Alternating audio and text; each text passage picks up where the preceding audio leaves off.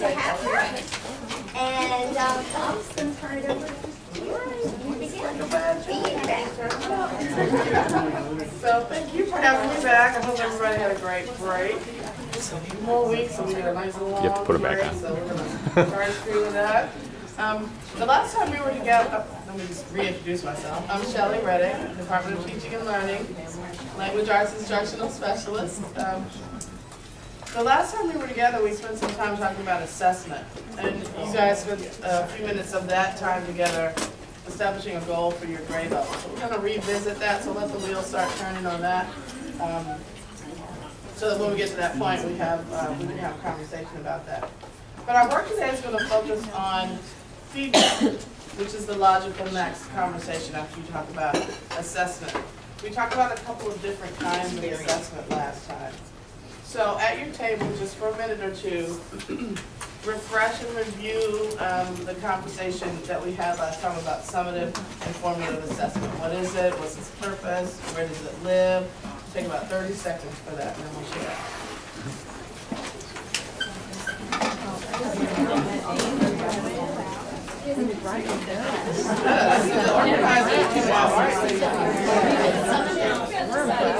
So remind us what you said. Okay. Remind us what you said. You're on this side of the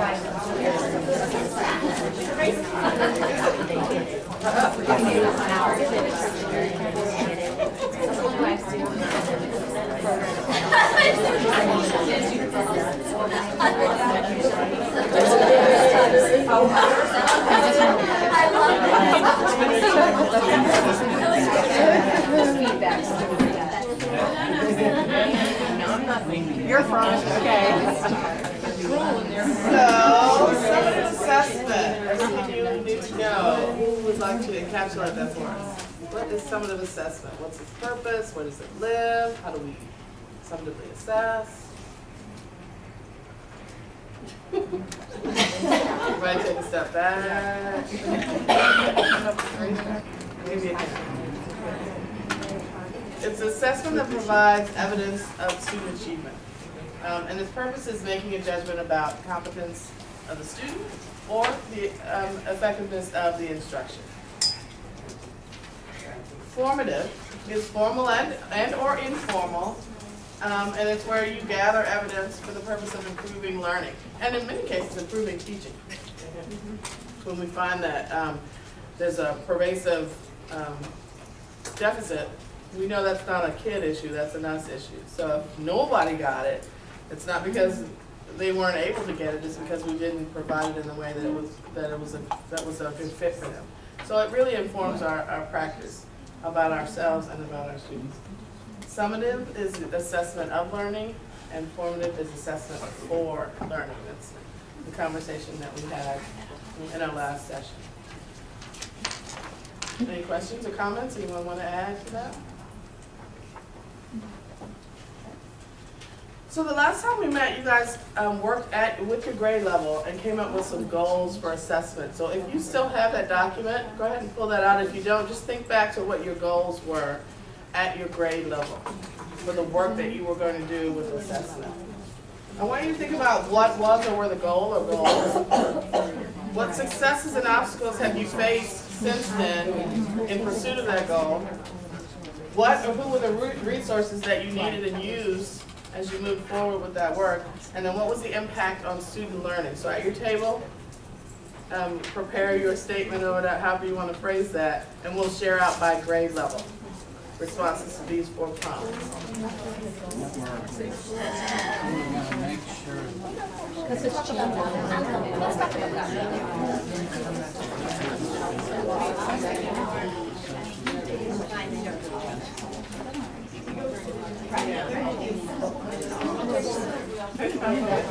That wasn't our whole Does everyone have an organizer for today?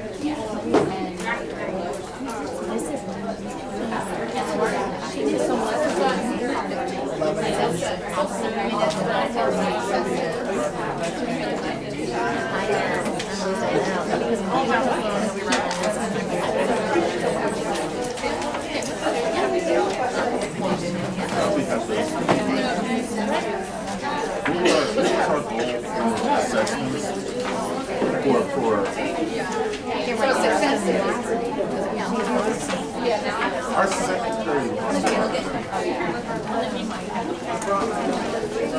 Ryan coming?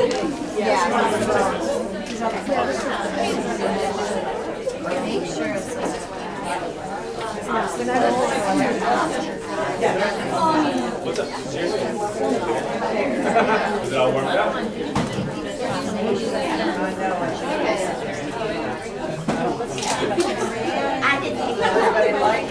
But it's a necessity. Take about 3 more minutes on this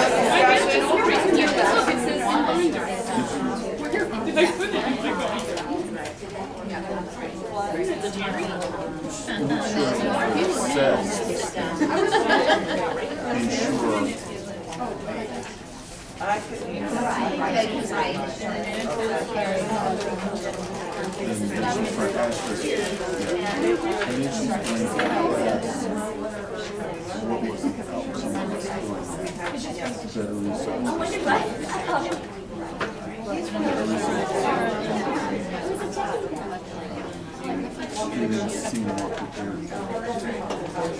Students seem more prepared.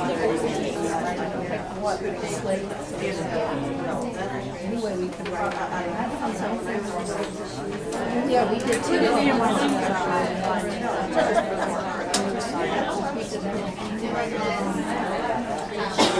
So when you're shaving, she wants to know what are the obstacles? How about when we don't like it? Then the test questions.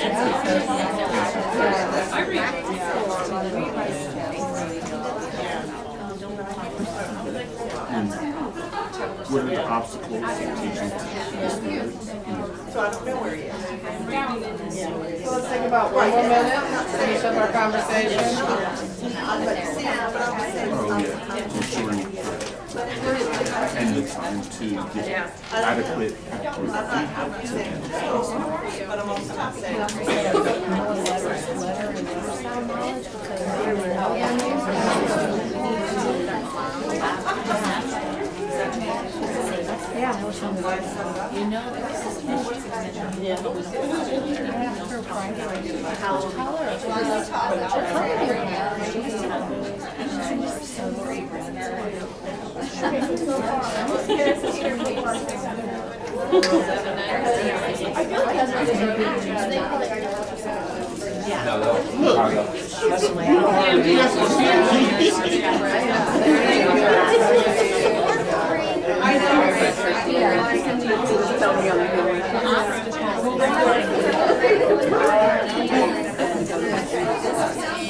I just spent my Christmas gift on you.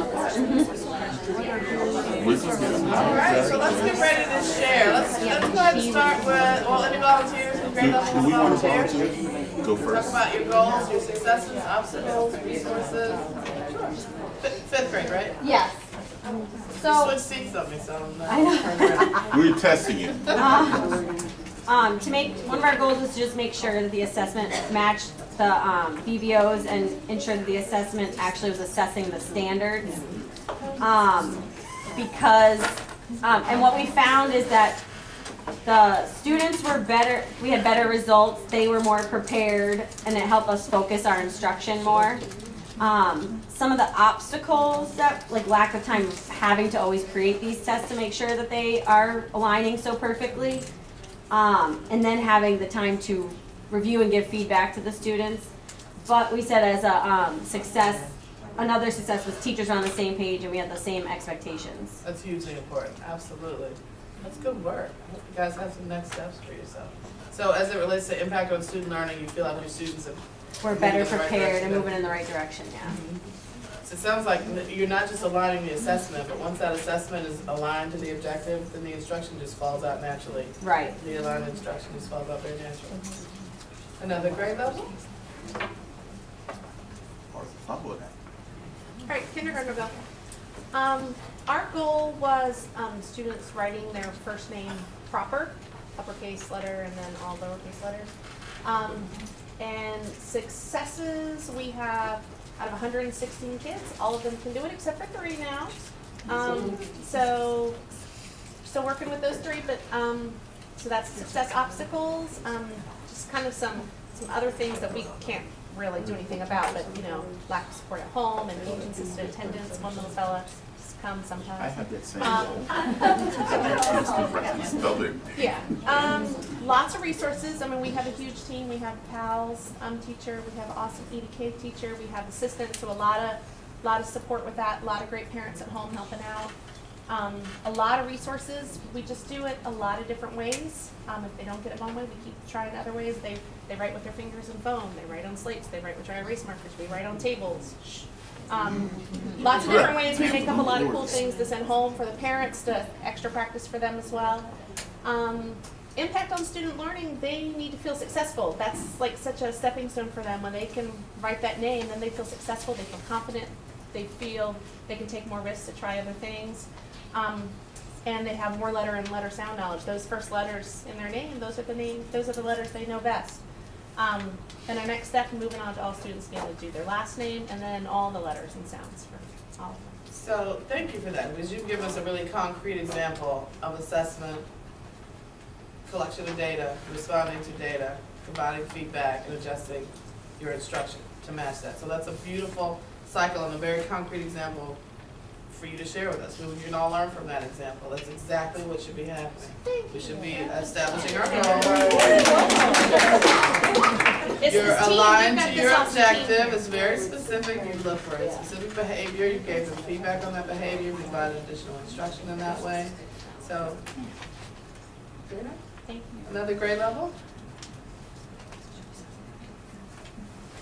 First grade, we'll talk. Our goal was to address the kids that aren't getting it. What are we going to do for those children and the ones that already get it? One of the things that we did just today with Keitha was a DDIP on writing, so we could see their strengths and weaknesses, so we can take those weaknesses back, and we talked about what we can do to help the children, for flexing them. We even talked about the kind of paper to have the kids write on, you know, that works for the different kinds of kids. Different with math, also helps us with differentiating centers for the kids, to help those that get it, and to remediate for those that don't. And I know personally for me, I've gone to kindergarten, and they've been a great help for me with kids that are at that level in first grade, and they're helping and giving me resources to help with my struggling guys. So it's a lot of support in the building to help us move our kids along. We are each other's greatest resource. There's a lot of expertise in this building that, you know, we need to tap into each other's strengths and build each other up. So thank you for that. That's an example of moving your assessment program forward. So that's the whole idea of assessment at that grade level is impacted by what you're saying your goal was. We want to move the whole assessment philosophy of the grade level forward. We're looking at ways that we can collect that formative data and use it to inform our instruction, pull in whatever resources are available to us, and make timely adjustments. Very cool. Another grade level? The fourth grade goals seem to just kind of target that whole protocol from the article that we gave last time, talking about analyzing data, determining the impact of that data, and then making necessary modifications. That seems to be where we live in our collaboration, in our language arts collaboration. And as we get ready tomorrow, we're going to be looking at quarter one. We were just talking about, is that formative or summative? It is a summative way of looking at it to inform, the instruction as we go further. And also make those modifications that, what are coming up as weaknesses that maybe we didn't teach as thorough, especially with this being the first time around with this curriculum. So, we're also doing the DDIT. And sharing resources, that's really key. We are trying to make a real deliberate effort of using similar, if not the same, pieces to teach that strategy. Like the ones in the unit, do we need another one to go with it? Let's all use that to see how it goes and then go from there. Yeah. So that's The DDIP, I'm very excited to hear about. That is a protocol that you're gonna find will be transformative, because you're looking at student work, but you're also looking at your practice through, you know, one experience, one shared experience. So that's a very powerful protocol. If you have time to do that in your collaboration, I think you'll love the results of that. Any other grade levels?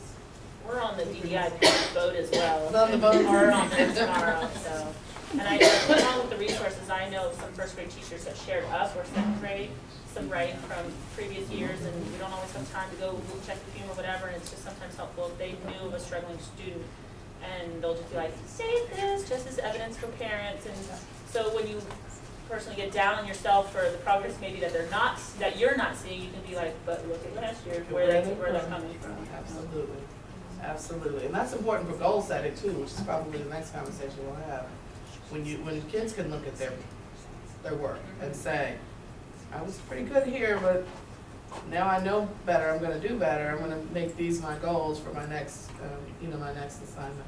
You said something, Maria, about is it summative or is it formative? We touched on that just a little bit in our first session, and it really, we have to have summative assessments in the sense that there has to be a day and a time where we say, we're gonna check on you, and we're gonna document where you are right now, and that's the summative assessment. But we can always, particularly in language arts, the objectives never go anywhere once they're introduced. So even if we're at the end of the quarter and we have to put something in synergy, we can always provide feedback and use that as an experience to move kids forward. So we can collect formative data from what might technically be a summative assessment. There should be one more grade level, right? Oh, okay. We just said our goal was to work on making our formative assessments more rigorous so that they match the summative assessments. Because a lot of times what we saw was we would pick a formative because it's easier, but then when it comes time for a summative, then they're kind of blown out of the water because they're not close to the line. So we're working towards looking at that and seeing really like how we can bump up the rigor of those formatives so that when they get to the summative, it's not this hard formative where they've never seen it before. That's an important practice too. Just look, even once you develop your summative, use the same stems as part of the plan. Put it in a lit station or incorporate it into your instruction. They're not secrets. There's no reason to hold it till the end and hope they do well. Use that language, use those stems, use those organizers. So you're building. So they're building. Was that everybody? Specialists? Yeah? Okay. All right. So, we're going to transition from assessment to feedback, but it really is a seamless transition because most of you said, I think all of you said, in your assessment program, you're looking at student work, you're giving them next steps, you're providing feedback, and you're responding in a timely fashion. So there are two big sort of criteria for feedback, and that is that they be aligned and that they be actionable. On your organizer, though, I want you to kind of jot down your idea of what feedback is. What's your definition or description of feedback as it relates to students? This one?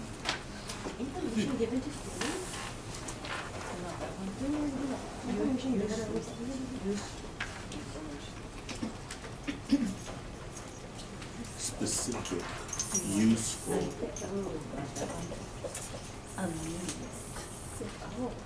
Meaningful.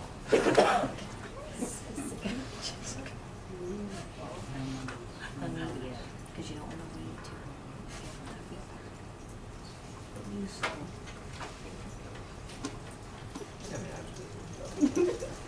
You want to go get who could the thesaurus?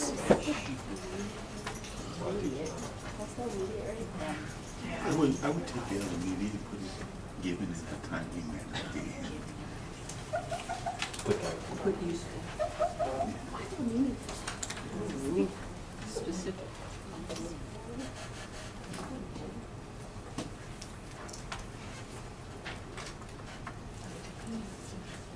To celebrate.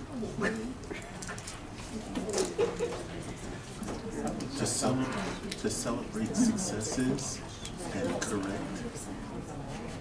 You're just getting way too funky. I kind of like that. So yeah. Just a few seconds. Give. So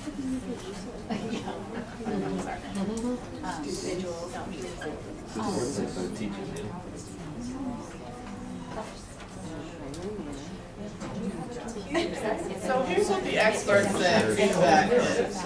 Aligned feedback is grounded in standards.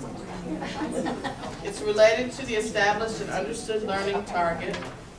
And that established and understood piece is key here. We want to make sure that as the instructor, we understand it and it's firmly established for us, but we also need to make sure that the kids understand it and it's firmly established for them. It's developmentally appropriate, and that's hugely important.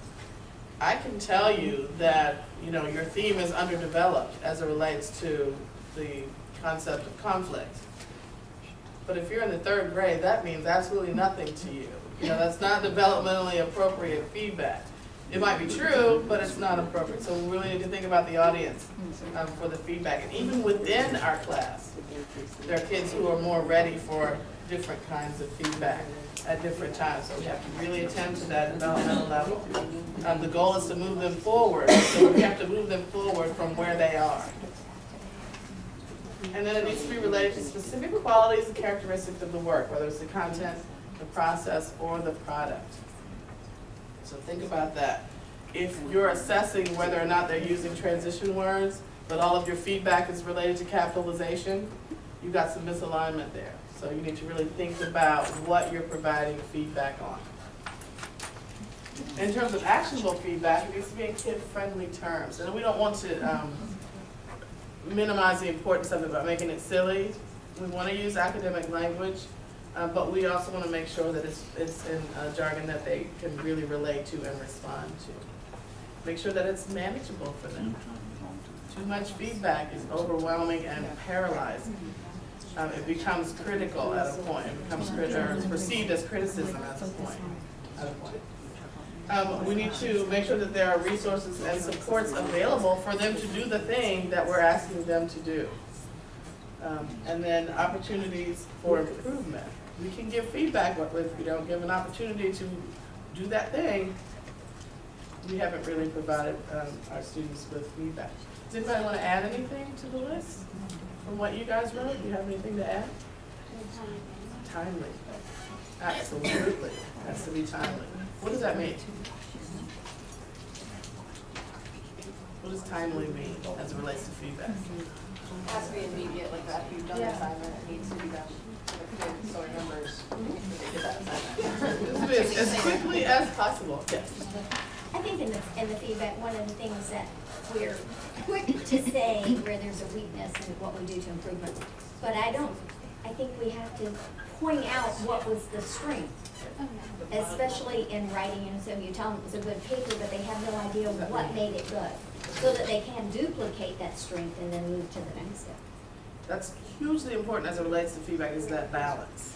You want to know, you will absolutely want to inform them about what, their successes, what went well, what you notice as, patterns across their work, or could be related to the product that they produce or their process. But you definitely want to attend to what's going well before you, slam into the, here's what you need to do the next time. That's a great point. Anything else? Setting goals and steps to get to those goals so Okay. that they feel like it's manageable. The next logical place to go after feedback is goal setting. Because what do you want the kids to do with the feedback? You want that next step to become important to them. You want that to be the thing that they're striving to do, the thing that they're striving to, the criteria that they're striving to meet. So goal setting is a logical, logical growth from feedback. So we're going to watch a little video here, and you guys know Rick Camelli. Now you've heard his name. He's kind of my academic crush. But, very handsome, but very smart too. So we're going to watch a little video, and he's going to talk to us about formative assessment and feedback. On your organizer, you have a place, a little box there, and it's a modified version of the 4A's protocol. So when you're watching, if you'll just jot down anything you hear that's affirming to your beliefs and practice as it relates to feedback and assessment, any ahas, things that are new information for you that you want to kind of play with, any points you might want to argue with, or any actions that you want to incorporate into your practice, anything new that you want to try. So as you're watching the video, just jot down what you're seeing and hearing there.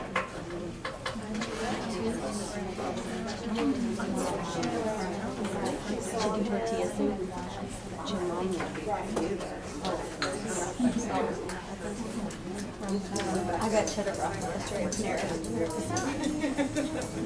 Yeah, my house is here. Every I might have tonight. Mine's beer.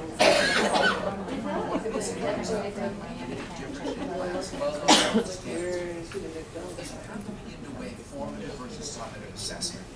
Now, summative assessment is actually anticlimactic.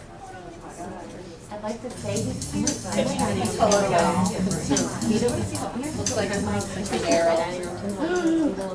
One of the things that comes up when you get into a differentiated class, let alone one that's standards-based, is you have to begin to weigh formative versus summative assessment. Now, summative assessment is actually anticlimactic.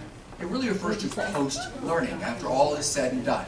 So the final declaration, usually there's not a lot of capacity to go back and revise one's efforts and be assessed and accredited anew. But one thing that teachers forget is that something that was intended to be summative, child does poorly for whatever reason, you're allowed to make it a formative assessment. Something that was summative now becomes formative. That's actually okay, it's within your prerogative. But what about formative assessment? Well, of the two, teachers tend to spend the majority of their time designing their summative assessments, as if that was the most important aspect. But really, it's formative assessment. That's the most important aspect. It has the greatest impact on student achievement, on feedback to the teacher, everything. The whole enterprise of teaching and learning really boils down to that formative assessment. Can kids learn without grades? Yeah. Can they learn without formative assessment and the feedback that comes from it? Not at all. So we want to emphasize that. In fact, I would suggest that teachers spend at least the same amount of time, if not more, designing formative assessment instead of summative assessment. But what is this formative assessment? Well, formative assessment obviously is the ongoing assessment, it's the checkpoints along the way. But here's the kicker. The best formative assessment actually involves descriptive feedback. Not just, hey, thank you for finishing on time. No, it was you had your supplies, you were able to do this and this and this, and that helps all of us. It's kind of like Jim Fay in his Love and Logic books, Point and Describe. National Association of Secondary School Principals and many other folks who are into assessment talk about three aspects of descriptive feedback. You help the kid discover, or you point it out yourself, what was the goal, what was the original intent, the objective, where are you in relation to it, and what are we going to do to close that gap?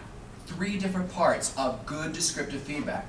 When a kid can take that and use it, we find that formative assessment is any assessment that's done where the kid is allowed to revise his efforts in light of that feedback and then be assessed and accredited anew.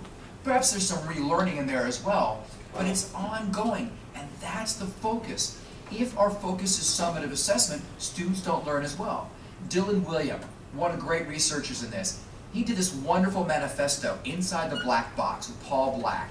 And man, it turned America on its ear. In 1998, we started looking at formative assessment and started transforming schools. So how do we give feedback to kids? Is there formative assessment in my lesson plans? In great lessons, I should be able to circle the formal formative assessment and feedback going to students. There's also informal, where you observe, maybe some feedback right there in the spur of the moment. But I should see lots of checks for understanding and kids getting that feedback. In fact, Bob Marzano and many others talk about the effect size, the impact of some decision. And it turns out the effect is much greater if you do an assessment and there's going to be descriptive feedback. If there's no feedback, it turns out the assessment, the tasks, the assignments don't have much instructional value compared to when there's feedback. So in the same planning breath, as I design my assessment, I'm going to design how will students get feedback on this and how will it inform my lessons. In fact, I should be able to walk down a hallway and stop a teacher cold. They don't know I'm coming. They don't know the question's coming. And say, how did formative assessment inform one of your decisions today or this week with a student, a subset of students, or a class? And the teacher should feel very comfortable. I found out this about these students, I decided to do that. That's one of the big pillars of differentiated instruction. And it turns out classes where teachers focus on formative